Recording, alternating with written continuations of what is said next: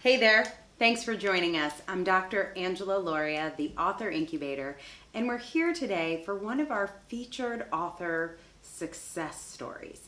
And today's author is two-time best-selling author Erika Flint. Erika, welcome. Thank you. So what we're going to talk about today is how you can take a local business, maybe it's a medical practice, a therapy practice, an alternative medicine or functional medicine office, in Erika's case, a hypnotherapy practice that is working at the local level. And how do you use a book to leverage that into clients that aren't based in geography, that aren't necessarily local, and that could even be international, as has happened with Erika. So we're going to talk about her two books, how her business has changed, and how her books have influenced her ability to help more people, both through her books and through products and services that she and her company offer. So Erika, thanks for joining us for this conversation. Yeah, it's great to be here. It's just so fun. Awesome. And I should say, this is not our normal castle. You've spent some time at the regular castle. This is the other castle. This is our other castle. We call this the Author Castle Scotland. So we've got a crackling fire here, and it's nice to be sitting with you fireside on a foggy night. Yeah. And I want to get started by talking about where you were before we met. When did you get the idea for a book? Mm-hmm. Did you try to write it on your own? Tell me, before we started working together, what was going on in your business and with your book idea? Well, what had happened was my business was growing really quickly, and I was really happy about that because what I was doing with clients was different. So I was helping them lose weight in a different way than what other people were doing. And so what was happening is my business was getting really busy. And what I wanted to do was just help more people, because the message that I wanted to share with people, I didn't see in the marketplace anywhere. And so it really is a message of hope to help more people grow my business, get this information out there so people didn't have to suffer nearly as much anymore. So you were thinking, how can I multiply myself? How can I reach more people? I'm seeing the effects on my clients. You had clients that were losing weight, feeling better. I had clients who were losing weight in a way that was easy for them, like lasting weight loss without the struggle. So they weren't struggling with it so much anymore, and it was bringing them so much peace and happiness in their life. It was really rewarding work, but then I thought, oh my gosh, I've got to get this information out there to more people. And so I started looking to write a book. I knew I wanted to write a book. I get a lot of information from books. I love reading books. I get information a lot of ways, but books are really valuable. I love having something in my hand or something to refer back to. And so I really wanted to create something like that. So I started looking around and talking to people, and I decided, well, I'm just going to write a book. And I actually signed up with a different company to write a book because I didn't really know what I was doing. I knew I wanted to write a book, so I just kind of did some research. Did you just Google, write a book? Who do I write a book with? Yeah, basically. And so I knew that there were some other kind of publishers out there. And so I did sign up with another company. But what happened was it was not at all what I was thinking it was going to be. I was hoping to get a little more guidance on how to actually write the book.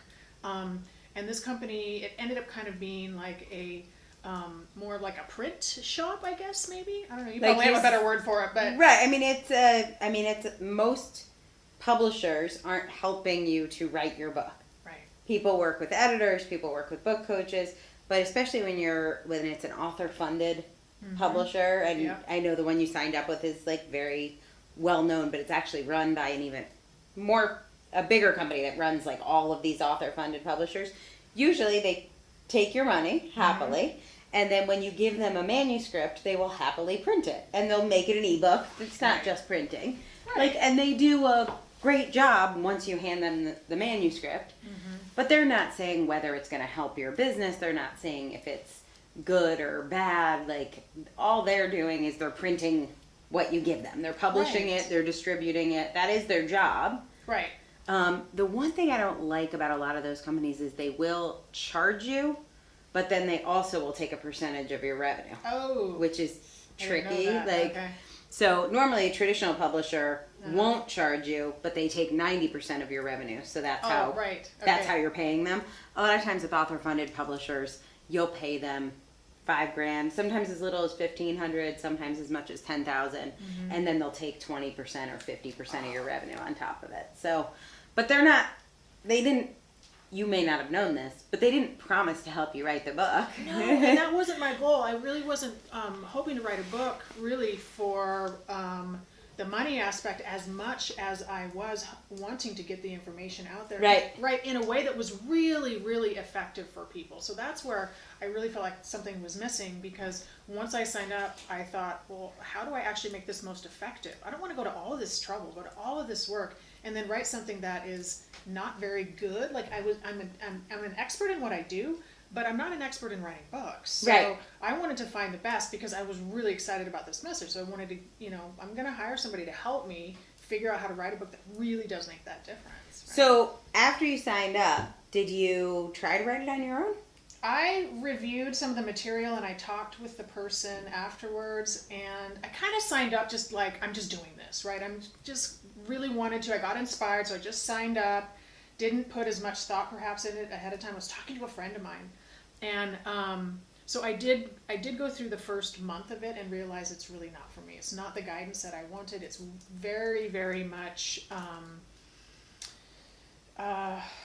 it didn't resonate with me at all. And it's a lot of self-study, right? It's exclusively self-study, actually, yeah. And so there was nobody for me really to ask questions of, or really kind of get the behind-the-scenes look at how it really works. Mm-hmm. And then I was talking to a friend of mine, and that's when I got referred really to you, because she had a friend who wrote a book with you, and I got really interested in that whole process, because it seemed so much more like what I was actually looking for.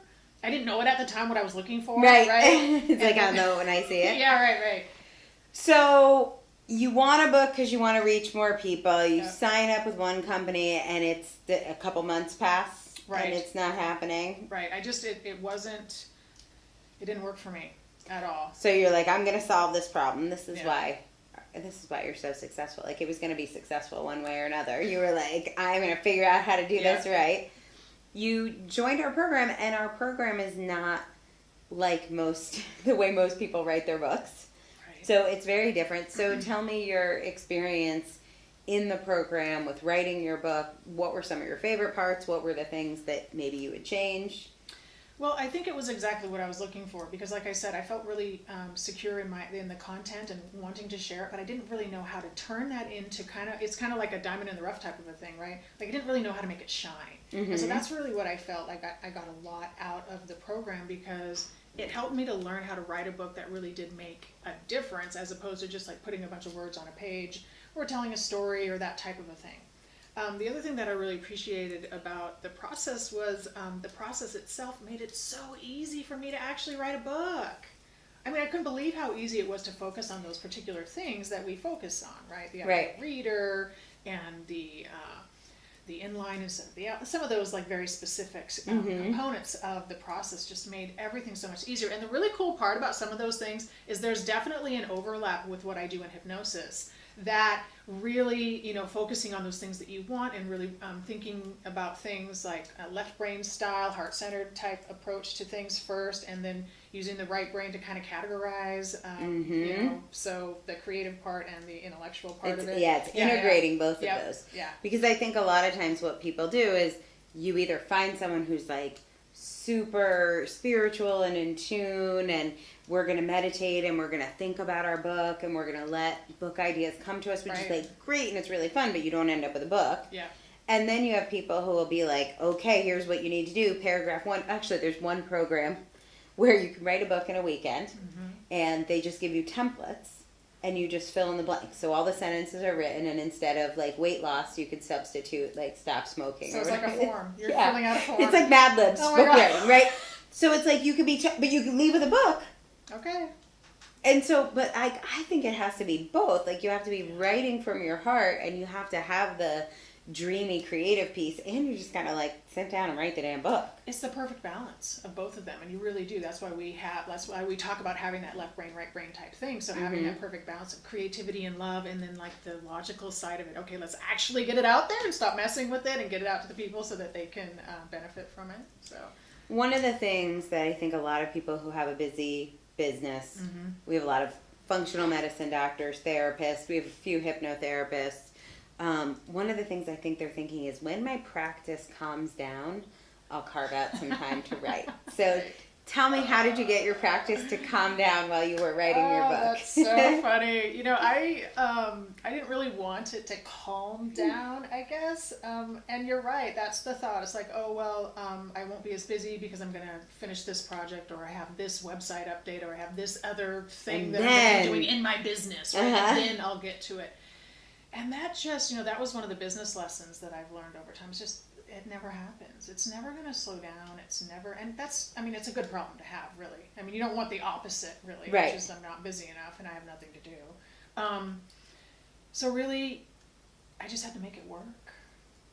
I just did it, you know. So I would do my regular office during the day, see clients, and I'd go home and write at night, and I would just punch it out. And I was so inspired, because I could really see that end result. So, you know, starting from the beginning, I'm like, this is going to work. It really meant something to me, the whole process and how it was working. And it was flowing through me. So I could just sit down and write and just get it out. Right. Yeah. So this is one of the big keys too, I think, is like, if you do all the setup work, when you go to write, you're just writing. You're not like thinking, doing research, interviewing people, deciding what to write, coming up with new ideas. You're just like typing.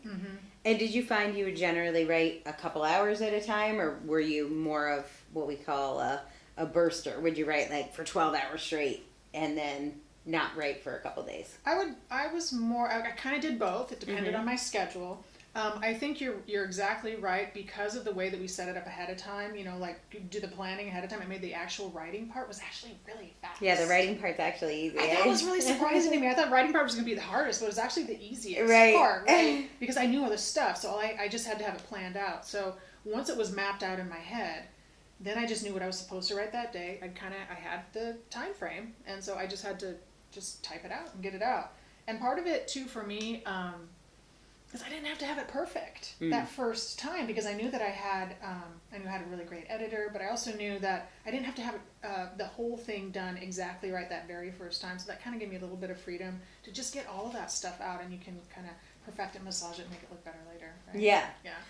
So took you to get the first book done from the time you signed up with me, about 3 months to get the ebook out, and then from then it was almost a year till it got into stores. I know recently you got picked up by a New York publisher, your book is in bookstores.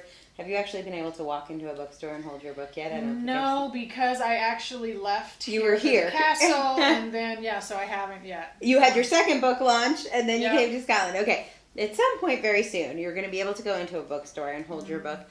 Tell me what that means to you, and then I want to go back and talk through that year from when your ebook was out before it was able to get into bookstores, how you've been using your book in your business. Oh yeah, there's been lots of fun stories there. So as far as going into a bookstore and seeing my book there, it really does mean a lot to me for a couple of reasons. One, just a personal reason, just to be able to have the book, and like to be able to see the book there, and it's an accomplishment. It's a huge accomplishment actually to have a book written. But another aspect of this that is really important to me and to my profession is that to a large extent hypnosis is misunderstood, and some people don't think that it's really a legitimate way to help people. They only see hypnosis as stage hypnosis or the pocket watch, or you know what you see in Hollywood or television. So to me this is really important for my profession as a whole, to have this book out there in bookstores that's basically stating, look, hypnosis is a valid way to help people. It's a valid way to help people lose weight. That's what my books are about. But it's a valid way to help people with all sorts of things. And so this is really, I think, helping people in general, the profession, but other people to take a second look at hypnosis to help them achieve things where in the past they might not have been able to achieve them before. So it's kind of moving the profession forward too, to some extent. And there's a lot of hypnotists out there that have great books. I'm not the first one, I'm not the only one. But you know, the more that are out there, the more people see that hypnosis is in the bookstore and people are getting results with it, the more, you know, you'll have that kind of like that threshold of momentum, and more people will start turning to it. Love that. Totally love that. And you mentioned your books. We'll talk about your second book shortly, but both of them are about hypnosis for weight loss. Yep. You have a practice where you focus on hypnosis for weight loss. Why, of all the things that hypnosis can, I think I used hypnosis this year for trauma recovery from a car accident. So of all of the things that hypnosis can do, why do you think weight loss is the one that you've focused so much, not all of your energy, but so much of your energy on? Well, I think for a couple of reasons. One, it was something that I struggled with at one point in my life, and so it was a painful experience to not feel good in my body and not have the clothes fit and not feel like it's too warm and this is uncomfortable and that is uncomfortable. It's not the clothes, it's me. Like, I don't feel comfortable in my own body. And that's a painful experience because you can't really get out of it. You're in your body, right? Right. And so I know what that feels like. I also know what it feels like to not be not be picked, right? To like not be the one that somebody picks, right? So it's like it hurts when that type of thing And comes did up. hypnosis help you with that? Did you use Oh it? yeah, hypnosis. So this is really the interesting part about hypnosis. It's not really about helping people lose weight as much as it is about going after what we call root cause, which is why are people doing things that they know they shouldn't be doing. That's a big part of the hypnosis. It's like they know they shouldn't be eating the ice cream, but then they do. They know they shouldn't be smoking the cigarettes, but they do. Or they don't. The cigarettes are kind of a different story, but at any rate, they're doing something that they don't really want to be doing, but then they do it anyway. So why is that? There's always something else deeper going on. And so that's what hypnosis is really about. It's addressing some of those feelings underneath, some emotional components. I'm not good enough. I'm not lovable. I was abandoned. I grew up in an alcoholic family. I was abused. What's wrong with me? And some of these feelings get suppressed to some extent, and people aren't addressing them. You're just trying to go to work the next day and drive your car to the grocery store. And it's painful, and they've tried to address them perhaps in the past, but it hasn't been effective. So they're just like, no, I don't talk about that anymore. I just don't do that anymore. Put that behind me. Yeah, but it's still impacting them. And it's impacting them in the way that they do things like they'll come home from work with every intention of coming home and having a good evening, cooking a healthy dinner, but then they don't. They end up in the drive-thru on the way home again. They're like, they don't even remember how they got there. They're like, I was planning on cooking a healthy dinner, and here I'm at the drive-thru again. How did that happen? So there's something deeper going on there. So it was a personal reason, first of all. So I really love helping people that feel ashamed or feel bad, low self-esteem, low self-confidence, that type of a thing. But the other reason is it turned out, because of my experience, I'm just really, really good at helping people in that way. And I found there's some great hypnosis techniques out there, but I added all of this really cool stuff and put things together in such a way that is really effective for people. And there's so much need. There's so many people that can benefit from eating in a healthier way so they don't feel bad about themselves every single day. Right. Yeah. So how, over the last year, has being an author, being a best-selling author, how has it changed your business? Has it increased leads? Is it that you hear from people that have read your book? Has it changed the offerings, the service offerings you provide? What's it changed? Yes, all of the above. Yeah. So I'm a lot busier than I was before. I was busy, but I'm even busier now. I do get emails from people that I haven't met yet who've read the book and said thank you for writing the book. It meant something to me. This really helped me. This particular aspect of the book helped me in a particular way. My business is a lot busier, that's for sure. And do you work with people that aren't local? I do. I work with people remotely in a variety of different ways. Sometimes people fly in to see me as well, depending on their level of comfort and what's going on with them. So we come up with something that is the best for them. But yeah, I do work with people remotely. I had a live event earlier this year, which was really incredible for people to come to this live event, and it was based on my book. And so that was a lot of fun because it created a lot of community and hope, and kind of, like I said, just getting the word out there that this is a really good technique and a healthy, holistic way to really help people lose weight, in addition to some other things too, of course. But I want to talk about that event because you did something kind of cool there. You actually recorded the event and created a digital training program for your course. Right, and that was really cool. That was part of me continuing to work with you, figuring out how important it was to do that. So I had the event, I recorded it, and I had wanted to record me teaching this material so that it would be easier for my clients. Once I learned that they were reading the book, ahead of time before even coming to see me, I was getting faster results by working with them. So then I realized I wanted to have it recorded, but the issue was that, recording something live, the energy is just so much better. And so I decided that I wanted to do it live. So yeah, it was recorded. And so you actually, and people paid to be there. Yeah, people paid to be there. Right. So you actually basically got paid to create a product that you can resell. Right. And they got a lot out of it too. And so it's just been a great experience because all the way around, it's really about figuring out how to help people in a better and bigger way that's more effective for them. And now they have a book and they have videos that they can watch all on their own for continued support there, like on their own. Oh, what was that all about? And watch the video again, read the book again, read the chapter again.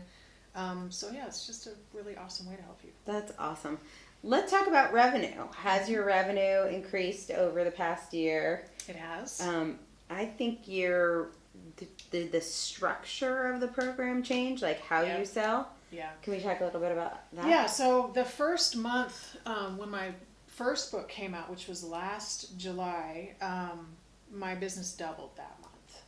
So I actually had, twice, and which was really interesting because I wasn't even in the office nearly as much. So that's kind of fascinating to me. I'm like actually seeing fewer clients and making more money, which is really important to me because as I continue along wanting to get this message of hope out there, like there is a better way, there's a different way, there's a better way, and it's all in here. You don't have to buy anything out there. There's no pills to take. There's no special foods to eat that you have to go to some store, right? So once more that message gets out there more, then more people are going to be helped. So I want to be able to make, spend more of my time creating these things that are going to help people in a bigger way. And I know having a local business and having an impact in your community is important. How have you balanced having an impact locally with also more people coming to you from around the country, around the world, or at the very least Canada, your neighbors? Right. More people trying to come to you. How do you balance your commitment locally to beyond? Yeah, that's a good question. I love where I live, and I think community and serving locally is so important to me. I've always been a local business, and I want to remain being a local business and serve my local community. I think there's something really important about just being part of where you live, right? And so that's always been really important to me. I don't think that will ever change. It's just, now that I'm working more on a global scale, I think my local audience is super excited for me. They're even more excited to be part of what I'm doing because they're like, whoa, and don't you happening? do some like free workshops, or I you do free, some stuff? Yeah, I do free stuff in the community. I do stuff, I do some free talks. I do some really low cost talks for people to help them with hypnosis. I donate my time. I give away some hypnosis material from time to time. So just whatever I think is going to be most helpful for people. What I love about this is because you've structured your business in a way that you have more revenue and more time. Yeah. That also means you have more time to give back to the community in ways that... That's exactly what it means. And so that's exactly the way that I look at everything I do as far as the revenue. Like, what can this allow me to do? It's never about money in the bank. That's not. It's not doing anything sitting there. No, never. It's more about, what can I do with this money really to help more people? So it's like another book or training video program or reaching a larger audience. There's all sorts of really cool things that I want to be able to do. So you wrote another book about a year after your first book came out. You went for book number 2. Talk about why you felt like you needed another book or wanted another book. Why a second book? Well, the first book was called Reprogram Your Weight, and the first book is a really hopeful message filled with client stories. So this is kind of my idea of, hey, this hypnosis really works, and if you're struggling, if you're suffering to lose weight, right, having a hard time losing weight, then really get this book, and there are going to be some stories in there that really resonate with you, where you feel like, that's me, she's talking about me, right? And so that's when a lot of people would connect with me through that book, like, wow, you wrote that book for me, right? The second book is a little bit different. It's 31 tools to lose weight, lasting weight loss with hypnosis without the struggle. So it's really kind of where the rubber meets the road type Can of people thing. do hypnosis on their own? Like, can they get the book and do hypnosis? They can't. It comes, actually, part of the book is hypnosis downloads that come with it. Nice. Yeah. So it's definitely something that they can do on their own. Yeah. And what do you think is the difference between, is that self-hypnosis? Mm-hmm. What do you think is the difference between self-hypnosis and working with a hypnotherapist? Well, I think the primary difference is just like anything that we hire a professional for, so like you could decide, and I love this analogy because I hate painting, but if I wanted to paint my house, I could totally paint my house. I could go buy the paint, and I'm sure it would take me 10 years to paint my house. You might buy the wrong kind of paint. Right, so you have to paint again in 2 years. Right. Or I could just hire somebody to paint my house in a weekend and get much faster results and probably get there a lot faster, and it would be less stressful and painful. Hypnosis is a normal and natural state of mind. So we all have access to do this all on our own. It's just when you're working with a professional, especially somebody who knows what they're doing and understands the common issues and really what's going on there, then they can help you get, especially if you've been struggling for so long, in a single session of hypnosis, you can feel 60% better. I mean, I have people walking in my office saying, oh my gosh, I haven't felt this good in years. Like, I don't even remember what this felt like. Do you have a favorite client story, somebody who over the last year you've impacted that their life has changed forever? Oh yeah, absolutely. I had a client not too long ago, and she started moving her hand. And she came to me for such a, I can't really say what it was, but just such a really, really sad story. And she started moving her hand. I'm like, what's happening? She's like, I'm surfing. She said, I used to surf when I was little, and I totally forgot about it. She's been through so much trauma in her life that she forgot about how much she used to love doing this. And I've talked with her recently. It's changed everything for her. She's reconnected with old friends that she just kind of forgot about. Like, her life took this really weird trajectory after an accident, and she never got back. It's just like this really sad detour. And so one session of hypnosis she remembered is kind of like, let's return back to that starting place and start all over again. And she's losing a bunch of weight. She's traveling. She's just she's reconnected with her family, but now she's also reconnecting with her kids too. Wow. So, it's a really cool story. So it seems like it's about weight loss. Yeah, it seems like that's the presenting issue. And that's what's painful. It is painful. They do need to lose weight, most of them, self-described. I need to lose weight. I don't feel good in my body. I feel heavy. I can't sleep at night. I'm not, that type of a thing, yep, right? Got it. But then when we get down to it, it's not just about the weight loss, because what will happen, to lose weight healthy, it's a couple pounds a week. So somebody who needs to lose 100 pounds is going to be, a year at least. But with hypnosis, they start feeling better after the first session, because we get rid of that emotional baggage. So now they feel lighter emotionally, right? And then they're not eating the old way, so they don't have the continued heaviness of, oh, geez, I did it again. Right. I ate all that And food. then you're going to punish yourself by eating even more. Yes, exactly. Yeah, so they start feeling emotionally lighter and physically lighter too right away. And that's why, my second book is called Lighter. That's the whole point. Is start feeling lighter emotionally, and physical body wants to catch up, so you'll lose weight. I love that. Yeah. It's really a magical process. So there's one other aspect of your business that sort of evolved over the last year, which is actually training other hypnotherapists. I wanted you to share about how the book influenced that, because I think the influx of leads, one of the big questions that I've heard the most from you this year is what do I do with all this business? There's only so much of me to go around, and I would like to sometimes see my family and it's maybe so some exciting. Sunshine. Yeah, when we have it in Bellingham. But it is so exciting to have, like I said, the legitimacy of my profession is really fantastic, but I want to make sure that every person is being served in the proper way. So that was very important to me. And what I realized, I've been training for a couple of years now, but it really took off after I wrote the book, because there's a lot of trainers out there, and a lot of hypnotists don't understand, they don't know exactly who to train with, right? Well, then I have a book, and all of a sudden, this was one of the things that came out that I started noticing after my first book. People wanted to train with me, right? Because they could see that I'm writing a book and I have a very busy practice, successful, and so they wanted to train with me. And they didn't probably even care exactly which method of hypnosis I was teaching. They just knew that I was successful. They liked the results. They liked the results, so they wanted to work with me, right? And so it's important to me to continue training, because that's really how I'm going to reach more people. I have to have kind of both things in place. I can have the books and help the end user, because the books are really written for the consumers. They're not written for the wannabe hypnotists. They're really written for the end user who's sitting there struggling and suffering with the extra weight, right? And the training is for somebody who wants to be a hypnotist. So I need both, because I need other people to help with this. Yeah. Yeah. What do you think makes a good hypnotist? Well, that's a great question. What do you look for in students who come to you that would make you think, oh, I'd send them clients? Like, I'd be happy to pass on a client to them. Yeah.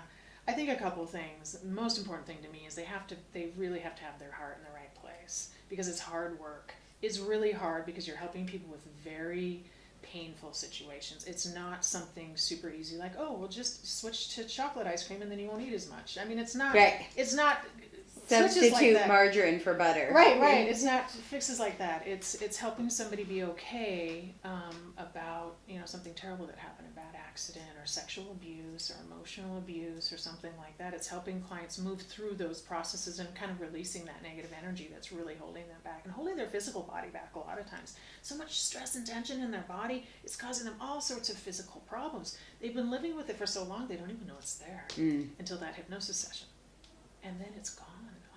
I can't believe I even had that there, right? Right. So when I'm looking for hypnotists, I'm looking for somebody who is really wants to help people and is willing to stick through some of those challenges and also willing and curious. You got to be curious. They really have to be curious about the mind, right? Because it's just fascinating. Hypnosis, we're kind of on the leading edge of consciousness and of thought. We really integrate neuroscience and really cool things that are going on in the brain. And so I think, we get to do some really amazing things with clients, helping them go beyond what they've ever been able to accomplish before all on their own, right? So somebody who's really curious about how all of that works and has their heart in the right place. Anybody can do it. It's can you tell when somebody calls you and says, I'd like to study with you, can you get on the phone with them? Can you tell right away? You can? Yeah, right away. Yeah, because a lot of times people will tell me why they're connecting with me, first of all. And sometimes, if they just found me like in a roundabout way, I'll ask them, what makes you want to be a hypnotist? And, I'll find out. Yeah. If they're interested in doing it for, maybe they're interested in being a stage hypnotist, or maybe they're interested in doing some other style of hypnosis.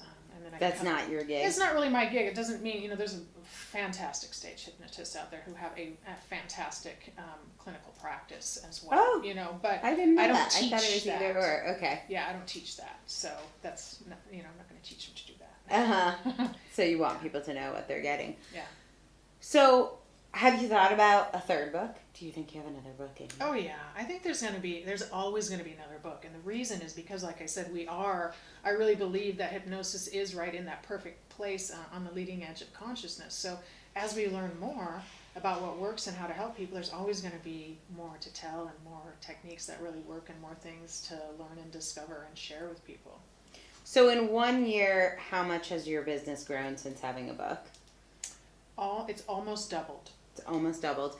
And can you see out, if you were to look, let's say 5 years out, can you see the impact of having a book on your business, on your life in a different way now than you could before? Oh yeah, absolutely. Because I really think, one of the real drivers for me really is that legitimacy and getting it into bookstores and getting people to sit down and say, when they're not feeling well, like, geez, I really should be feeling better. I did this, that, or the other. I did what my doctor said. I mean, because, you got to follow what your doctor is telling you, right?